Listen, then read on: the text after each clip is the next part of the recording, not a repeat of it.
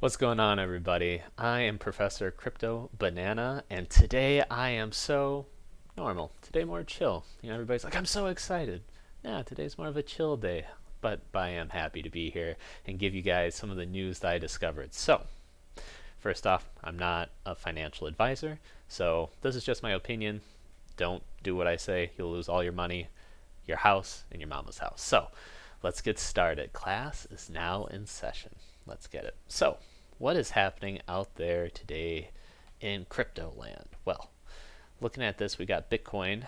It was able to break out of this trend line and then came down and sees as support, gave it a little bounce, a little tap, if you will. So take with that what you will. I'm not really sure. Nice that we had a breakout. Little mixed signals over here. So I will leave you with that. Let's move forward. So I have not researched this, but I will. This is on my to-do list. I started thinking about this. Cardano released smart contracts. They don't have decentralized exchanges. Are projects pushing out? Yeah, I'm assuming that projects are getting pushed out in their first. I'm jumping through hoops just trying to do my research, figure out all these different projects that are out on launch pads already. And I'm over here, I'm in the US, so I can't participate, so I have to wait until they come out. There's huge bubbles and drops and pumps and dumps, yeah. It's rough. But this could be a situation where you got the Cardano Summit coming up. You got smart contracts and new projects getting pushed out that are not known, not hyped, nobody's looking at them. I'm not seeing it, right? It's kind of more what's pumping now. Avalanche and such projects. Okay. No disrespect, but, keep pumping. But I'm trying to get ahead of the curve.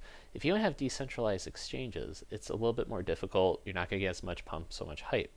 This could be an opportunity to jump in and front run everybody else and just look at what are the good projects and participate as if it is an IDO.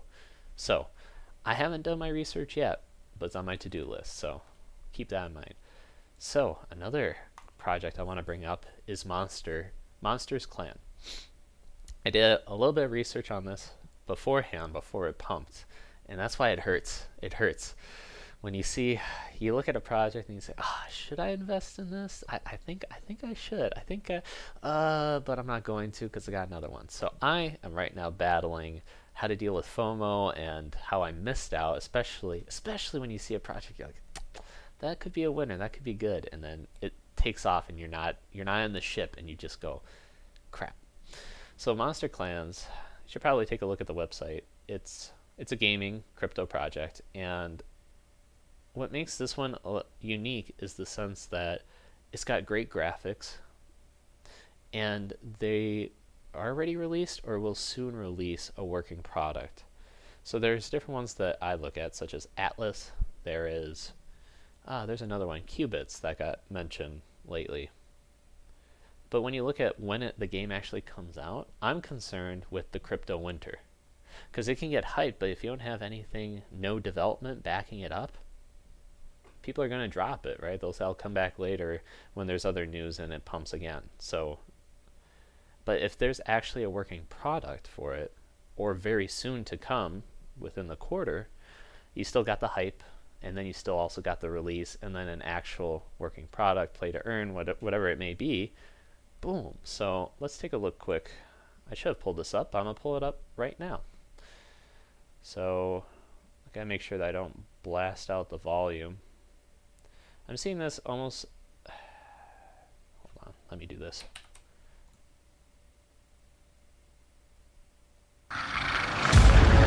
So you can tell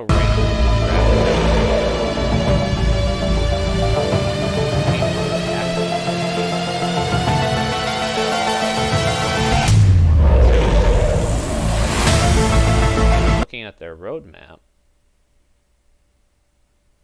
it says that you can play right now. I'm not sure. There we go. So they got a nice release date. How many projects do you know that actually have that? 86 days. So it's within this quarter, and they got a lot of investors. In fact, I'm upset because this was actually on one of those platforms, IDOs, initial DEX offerings. So if you're in the U.S., you can invest, but they try to get as many investors in at the private sale. It's a whole thing, and they have a lot of investors in it. So why am I kind of upset? Because it did get mentioned on the Bitboy crypto channel with DZ. I think he does a good job of bringing out certain projects and giving out the hype. Now I don't know if it's because he finds good projects, he introduces the community to it, they get hyped, they try to pump it, and then it dies down. But even if 1/3 of the community gets exposed to it and they stay in, that's word of mouth, and it's growing and it's growing. So my apologies for that. So I'm trying to think out loud. I'll circle back to this later on. Is how can we use that to our advantage, right? Because is it a project that just naturally grows on its own? Does it need partnerships? Does it need call outs? Are the influencers the one that really decide or really help out certain projects grow? Is it the sponsorships? But if a project is crappy to begin with, does the sponsorship even matter? Because I'm sure that there's certain projects that do get mentioned that don't pick up. So these are certain aspects I'm trying to figure out on my own here.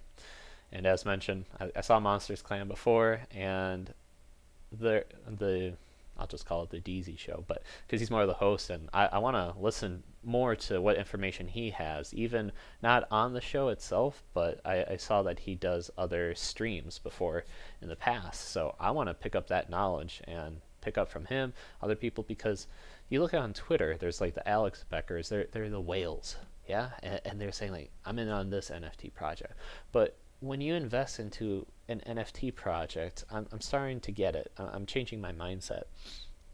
You're not only buying in for that piece of art, you're buying in to the community, you're buying into the people that are wanting to see their assets grow, the whales, and then you have the potential to network with them. So if you're a part of like an NFT community group, you're a bigger whale, you're going to want to shift and move. How do you connect with them? How do you get to know them better? That's probably one way, is to follow what they do and get closer to the sun. Not sure. But you get the idea, is that you can network or you can follow what they're doing and grow along as they move as well. You hear Alex Becker talk about his Kongs and the bananas by renting some. I haven't even looked into that. I can. But it's kind of like a closed group. You know what it is? Here we go. It's similar to being in a golf club. Now, does the act of golfing make you rich? No.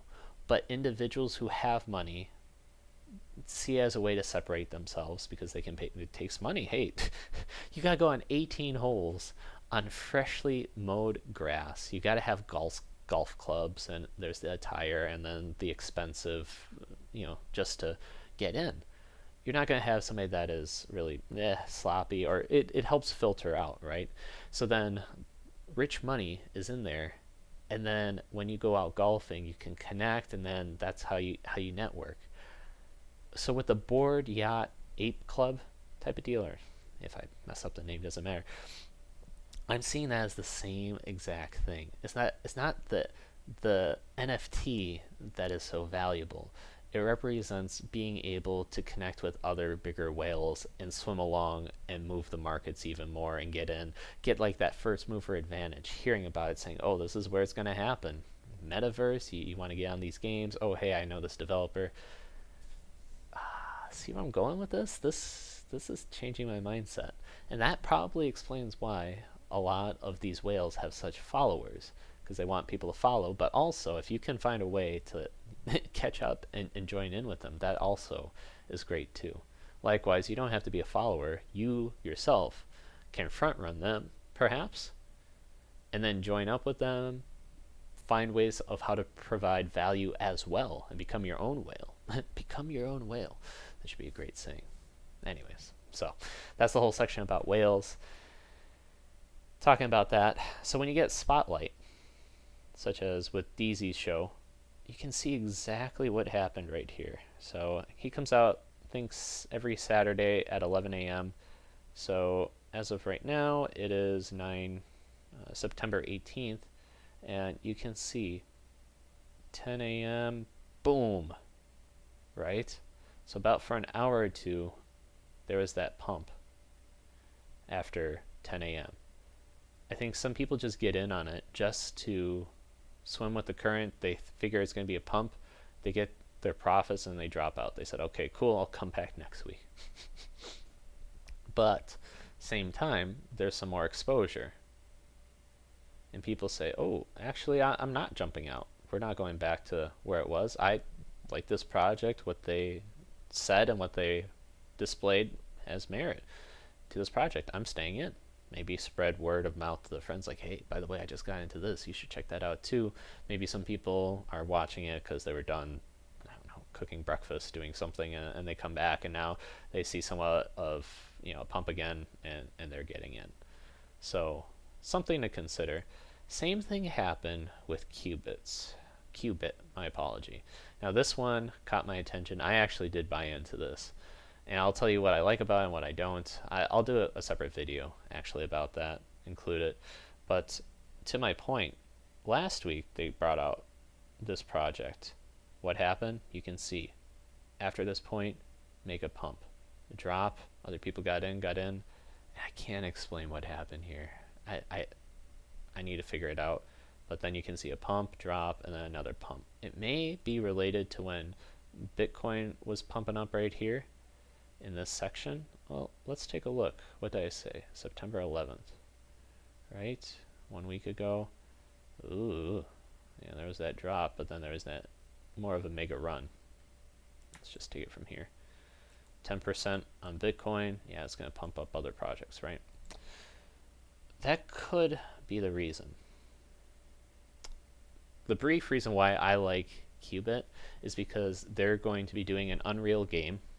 So Unreal Game Engine developers, the way how I understand is it gives you the tools to build the game. You don't have to write all the laws of physics in your game because they give you a kit that allows you to easily implement that. You don't have to go through the whole math and everything. And it's high quality imagery as well. That's how I understand it. I have to double check. So they're doing the same thing. And they're doing more of a first-person shooter, player versus player, player versus environment, and NFTs.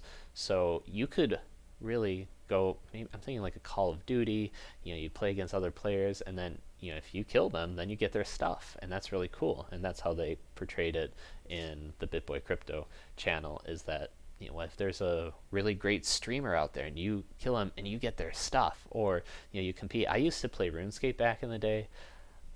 Talk about addiction. That was hardcore. The fact that you can just do high risk, high reward and battle other players and get their stuff, it's just so much fun. And then if you do that in a first person shooter game, forget about it. So that's what they're pushing. But again, the deadline as opposed to Monster Clans is way further out, way more speculative.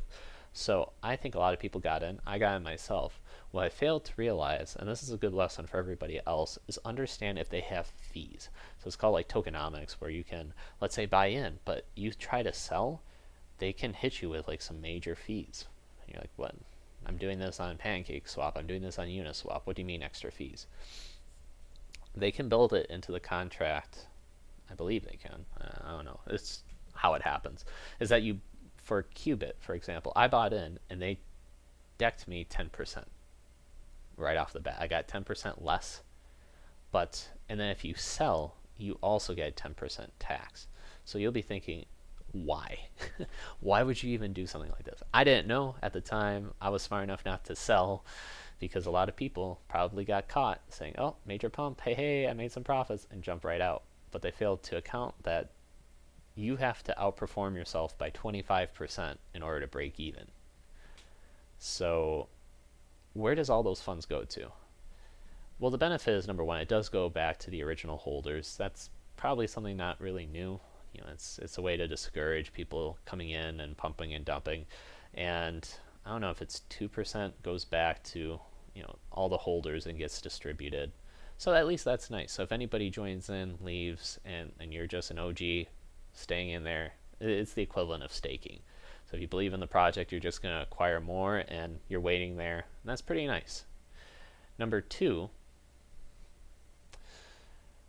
it's going to go to game development. So they don't have the game released. They have to have the money in order to produce it. It takes a lot of time, so a lot of those funds will go to that.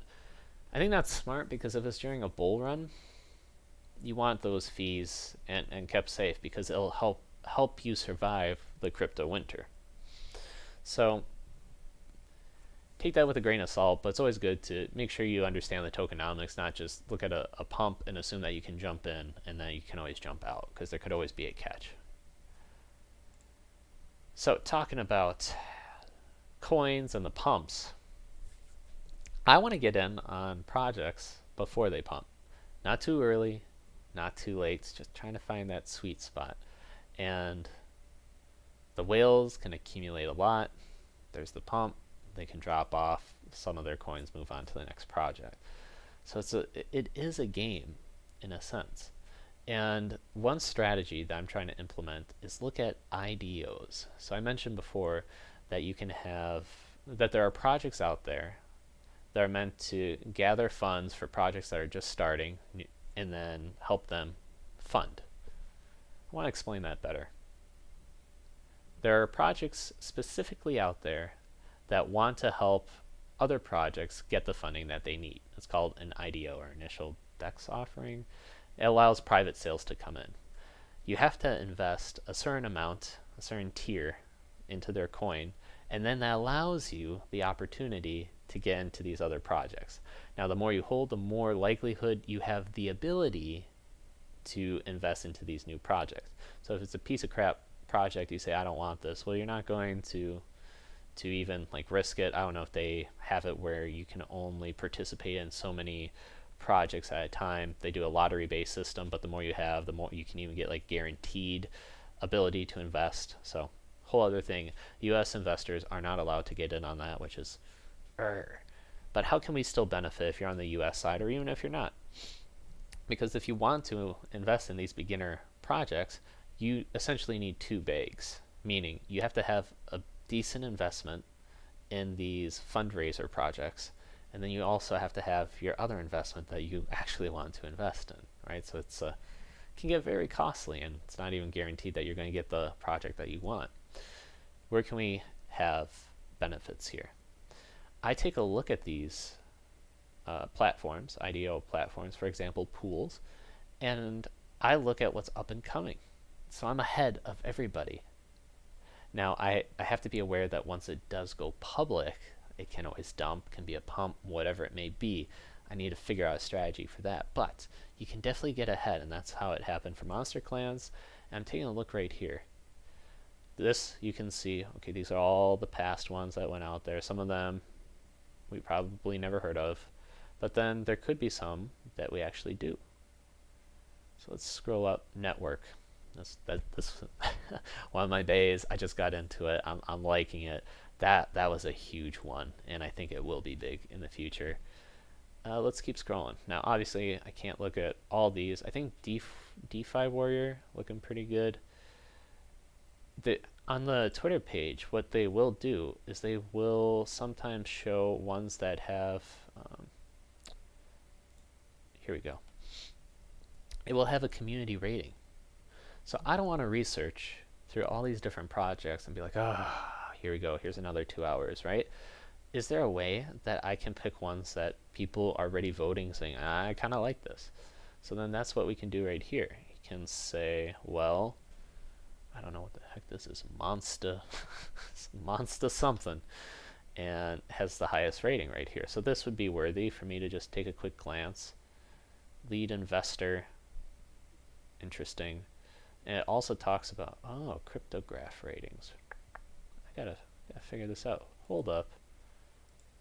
I'm gonna give this a quick follow. This is gonna benefit me a lot. See, you're seeing my strategy build out right in front of you. So this could be a game changer. CryptoGraph ratings. It tells you about all the ones that are on the startup projects, getting invested, who's the biggest one, what is the sentiment, total score, and it goes not only for, let's say, Poolz, but it'll go for BSCPad, Polka Starter, so that's probably for Polkadot. I'm liking this. And then you can do your research. So one up and coming one that really got my eye is called Revault. So if you're newer to the crypto world, it's a common thing where you do yield farming. Oh my gosh, okay, crypto world yield farming. What are you doing? If you provide money to a project, they will say thank you. We will give you money back, little percentage as a reward. That's typically how it goes. Now there are risks involved because you may say, hey, I allowed them to, I went into a liquidity farm, or I went into a farm, I gave half USDC, just the stable coin. I gave the other half in the coin that I want, and I gave them liquidity. I said, here you go. Here's money. Give me my reward back. I should get the amount I put in plus the rewards, right? Wrong. Do your research on something called impermanent loss, because the benefit of yield farming is that when a big whale or just even somebody comes in for the price, it doesn't sway the price so much. There has to be an equilibrium. And if, let's say, you buy 10% of what's out there, well, you're going to swing the price by 10%. If somebody sells their amount, your price just dropped 20%. Like, dude, just one person sold. My price should not swing this much. And then how do you keep that? Well, you have to have like a bigger pool. Okay, I think I figured this out. Yeah. So think about it as like a kiddie pool. Little one, you go back outside, fill up a pool, a little bit of water, boom. Let's say somebody tries to do a cannonball in there. What happens to all the water? Disappears. You got no more water left in that pool, right? Small pool. What if you go to the YMCA and they got that big, 10 feet deep pool, and you do a cannonball in there? What happens to the water? Yeah, some goes on to the side, but there's an ocean in there still. This is what I think is the best way of how to explain it, is that when you have a bigger pool, a lot of people put in a lot of money, say, here you go, boom. People can trade with it how they like. It's not that much price shifting around. But if it's just the project on their own, they have to come up with the capital a little bit. People move in, they can really cause major price swings. So it really helps alleviate major price swings. There we go. Taking it one step further, how can you lose money in that? Because you gave money to the pool. It can get lopsided. It's supposed to be equal, but as time progresses, if the prices diverge and people are getting in on one and not the other, and it goes like this, you're left out with the less valuable coin, and it doesn't shift that. So do your research on that. But it is very lucrative. That's why you're going to hear PancakeSwap be very popular. You're going to hear about Sushi Swap, Uniswap, all these, even decentralized exchanges, that because they're decentralized exchanges as opposed to going to your Binance, which is owned by a company and they handle it all. You have a decentralized exchange. It's a middleman. There's no middleman. My apologies. But there's no middleman involved. So this is everybody trusts each other, but you gotta have the system work out right. And this is where liquidity pools and getting rewards happen. So zoom out. We're going down the rabbit hole. So we're talking about a project, Revault, and it takes advantage of a lot of the decentralized exchanges and yield farming that can happen. And this visual right here, I think, does a really great job. Shows, hey, you can get rewards when you're on PancakeSwap, Uniswap. You invested in there. Now, and it says right here. So, DEX, meaning swap fees. People are buying and selling. These decentralized exchanges take a little bit of fees, rewards the holders.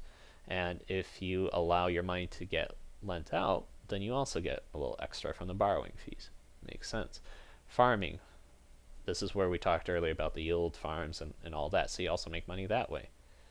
Apparently, vaults have strategies probably on how they can utilize certain funds and give liquidity to get even more money based on certain fees. I don't know, it goes over the head. And then number one is the vaults aggregator. And this is what this project tries to do. Let me just tell you what is so special, as opposed to me giving you this whole background information. What makes this project so special? It makes it easier for people who are looking for the best place to park their money, get yield, get rewards. Where's the best place to do it? Not only where's the best place to do it, but allows you to easily shift it and find where the best rates are. Because rates can always change in the amount that you get. So in order to find it, maybe it takes a lot of work. So their goal is to make it very, very easy. So they got a video that explains it well, shows it. I'll put a link in the description along with a lot of the other items that I said.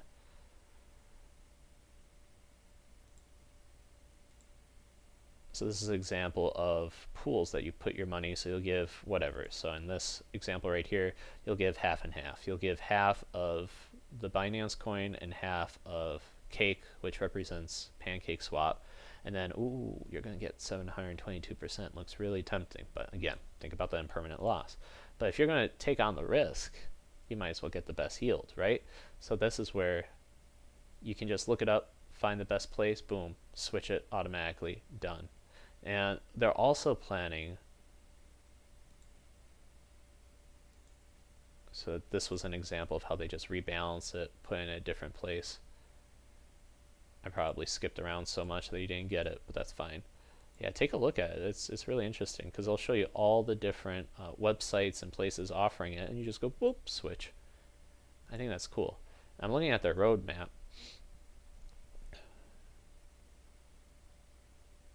So apparently they can offer monitoring, notifications, switch to a better vault, no more tricky calculations, whatever that may be.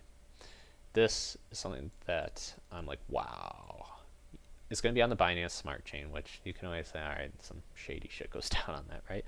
But then they appear that they're going to be supporting this also for the Ethereum network, for Phantom, which I'm a big fan of Phantom, Polygon, which if people are getting done with gas fees but they still like their Ethereum assets, can probably boot it over to Polygon, and then you got that.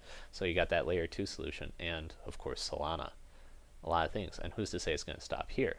So then they have a roadmap, and I'm trying to keep in the scope of this bull run, assuming that it ends in December, end of December. Yeah, I want to like double my money, triple, do whatever I can, get out, and then get back in. So there are projects that I will add to my list that I'll keep a visual on, but maybe I'll come back after the bear market hits. So we're on Q3 right now. They did some audits, product launch, listing on different DeFi platforms, so they're not listed out, it's a private.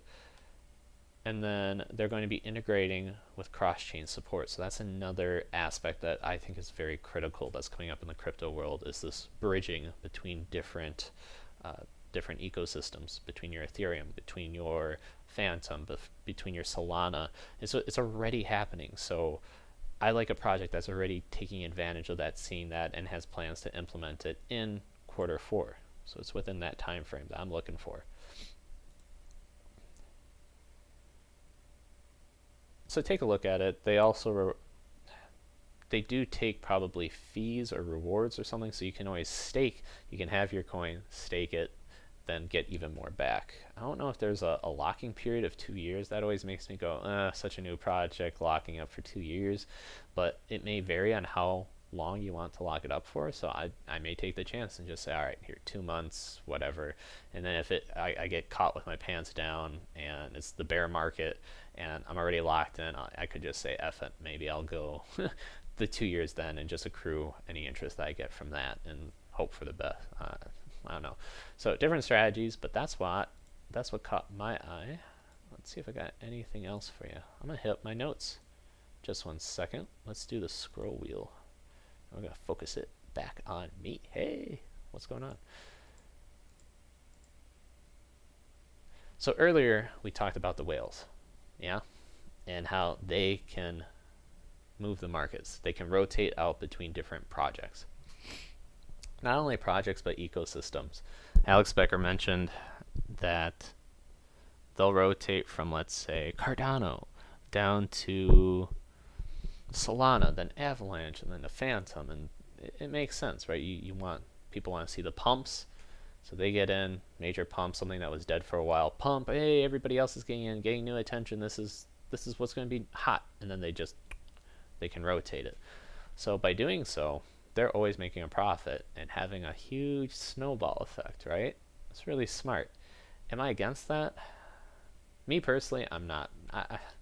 I'm saddened that I'm not on that side yet. But if everything would be like super fair, super secure, well then there wouldn't be a lot of potential for growth. You can't have your cake and eat it too. In order to be able to do like crazy 10x and have a lot of fun and make that potential of gains and have the ability to do research and invest in projects that you think are going to do very well and combine that with speculation, hey, that's a lot of fun, but you have to allow for this to happen. Just my thought, my opinion. Other people can state, well, for the lower investor, that's not fair. But at the same time, as a lower investor, you can position yourself and have the whales rise you up as well if you do it right.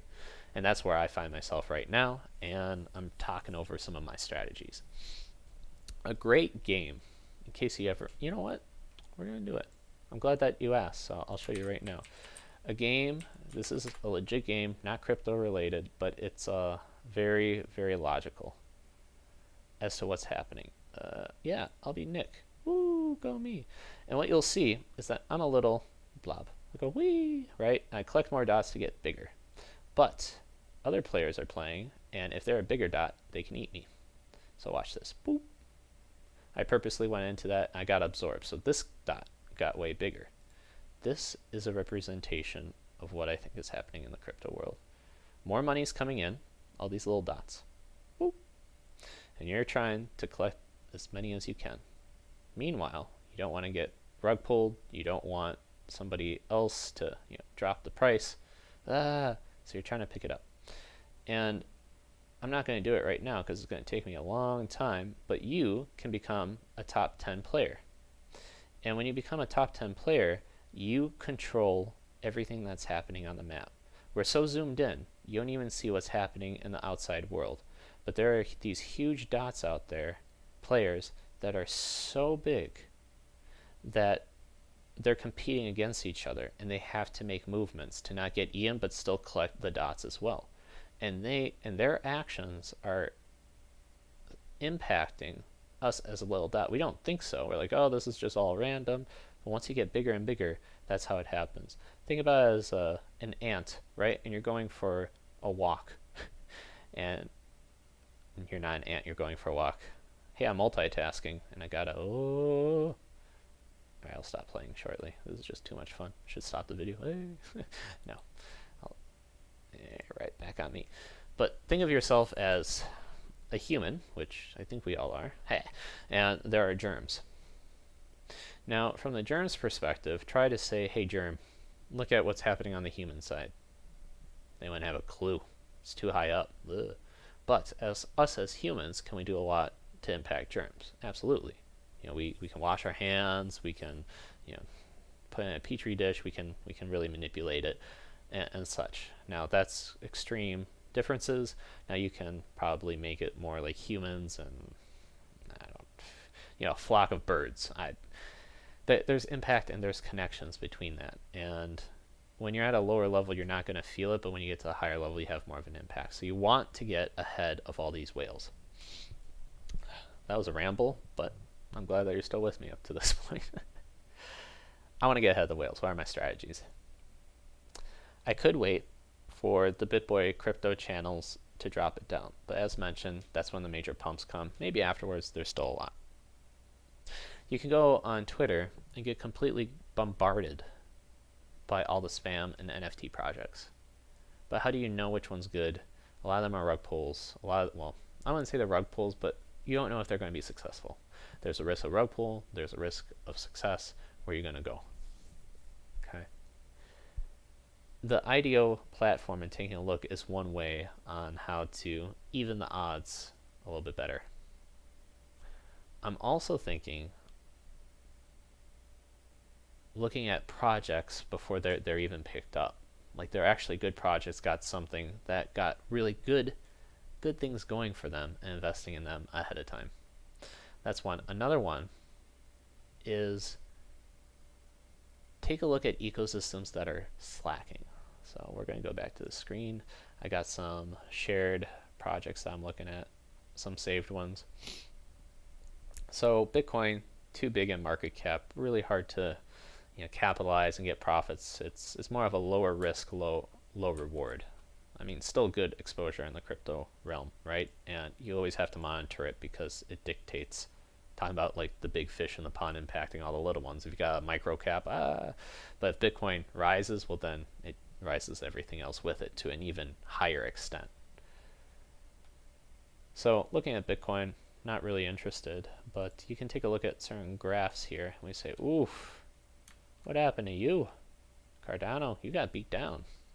Okay, this was back during smart contract release, and kaboom. I think something happened here with the whales where they saw that there was some over leverage and they just wanted to go pop, and or that was one of the easiest ways, and then that caused everybody to go So now Cardano, major drop. Did it have anything wrong with it?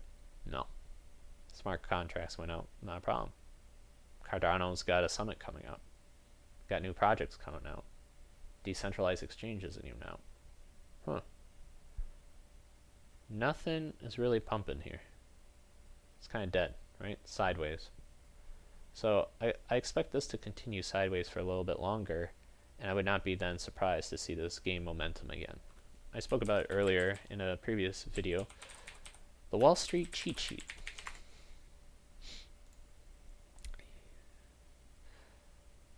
And I'm going to try to implement this in my trading more. You start off, you get that momentum, then you got the mania phase, then you got people saying, no, I'll come back, don't worry, and then boom, it's not sustainable because too much, too fast. Think of it as, Dragon Ball Z. Every time, Goku reaches that new level, it drains him of so much energy, it's not sustainable. He does find a way to get there, eventually, but it's just so draining, it's not sustainable, so then he reverts back to his normal form. Same thing I'm picturing right here. Sometimes people are like, oh my gosh, Cardano, I'm going to leverage, I'm going to go all out with the smart contracts. I myself got caught up in that. So just a heads up. And then boom. And then eventually people realize, saying like, why was I in this again? Oh, hey, leverage traders. Oh, they got out. Do I really believe in this? Well, nah, I'll jump out before everybody else. And some people are holders, and hell yeah. Because you get the staking and everything, and if you bought something and you don't want to do the trading, that's smart as well. So, but then you get into this action where it's kind of just sideways and people forget about it. Time has to go back and people's memories almost get reset, and then this process continues all over again. So I'm trying to implement this right here. And I can say maybe this was our mania, our blow off top, this was the cooldown, maybe we're right here. It's possible. It is possible something could happen, but maybe Bitcoin raises it up and fast forwards it, and this is our new level. But that looks pretty tempting, to say the least. I look at Solana. Solana had its issues with their nodes getting turned off because they'll say that they're in beta, and then sold out a little bit of Solana because I thought I was going down right here, and I completely missed this boop. Oh, that hurts. I was doing other stuff, and I got out right here because I saw this level of resistance. I sold off and then went exploded past that. And if I would have been monitoring, I could have caught that. But it do be like that sometimes. So you can see that now this is picking up that momentum, that speed, and I can say, well, maybe I missed it, maybe I didn't. Ethereum, it's kind of going sloppy sideways, eh? Had a little boop. Blast off, and now it's going sideways. I'm trying to give a better example. I don't really look at... We'll hijack this. Sometimes this gives me a good guide as well. You can see the charts and how they look and which one's really pumping and which one's going sideways. I know Avalanche has been going, whoosh, look at that, pretty high up, right? So new money's coming in, and that's that pump. You would have wanted to been in here sooner, right? But then I'm looking at, let's say, Phantom. Still kind of beat down. Now I'm just going to go with speculation. I have no idea what these projects are. Clay. That's kind of beat down.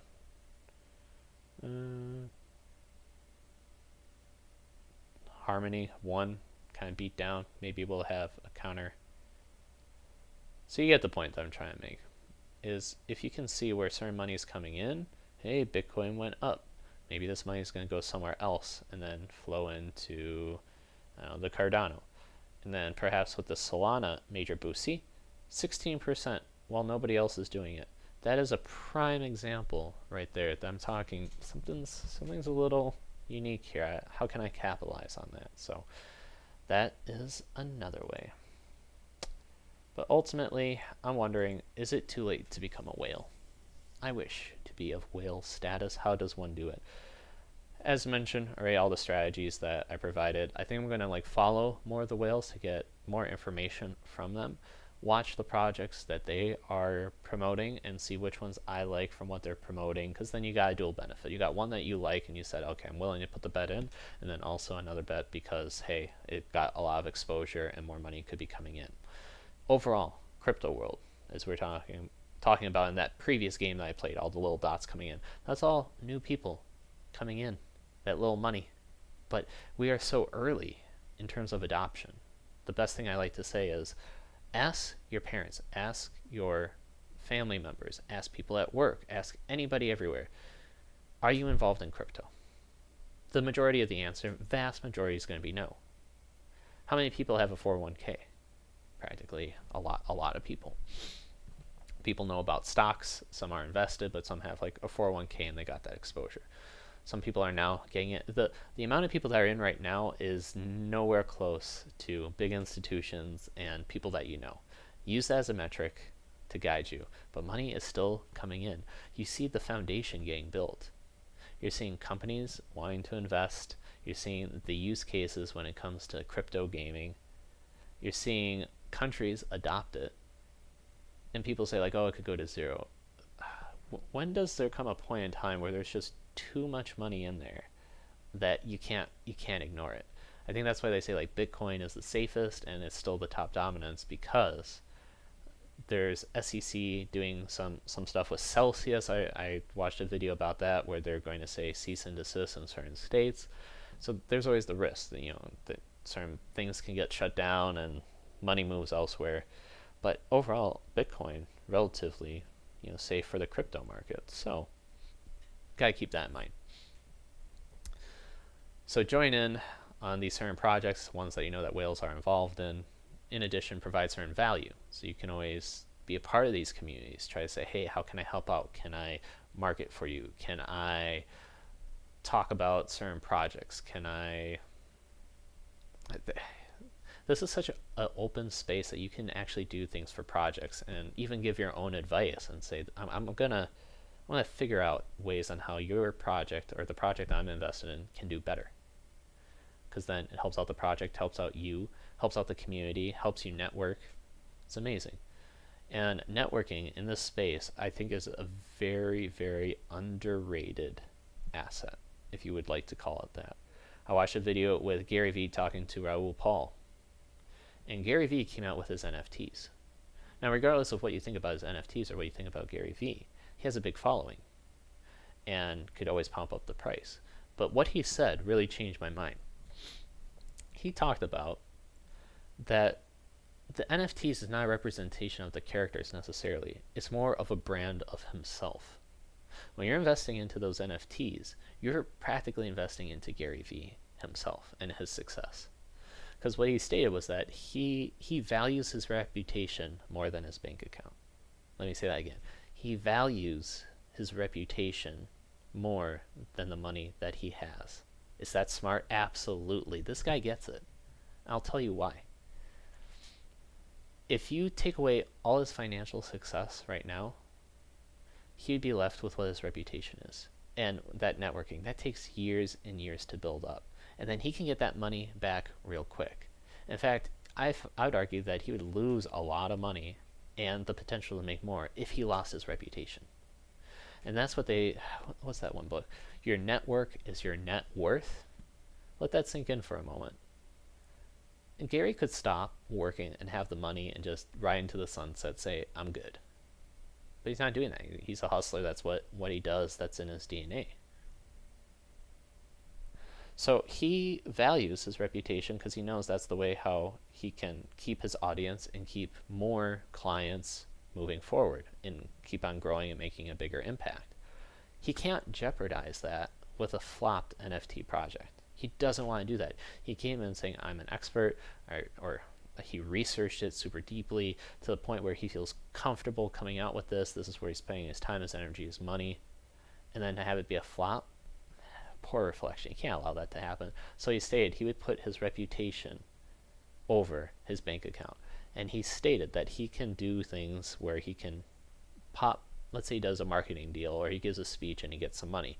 He can always put it back into his project as a way to reward the stakeholders. So it's no longer a company, it's like you're investing in a brand. And he can do other things with the NFTs and sell them and do commercials and whatnot, but that's not the point. How many times have you bought something and you're not buying it because you particularly like it, but it's more of a status, and it helps get you in network? So these are things that I'm thinking about. I'm curious to hear your thoughts. That's really all that I got, so I'll let you guys go. Class is dismissed. See you guys.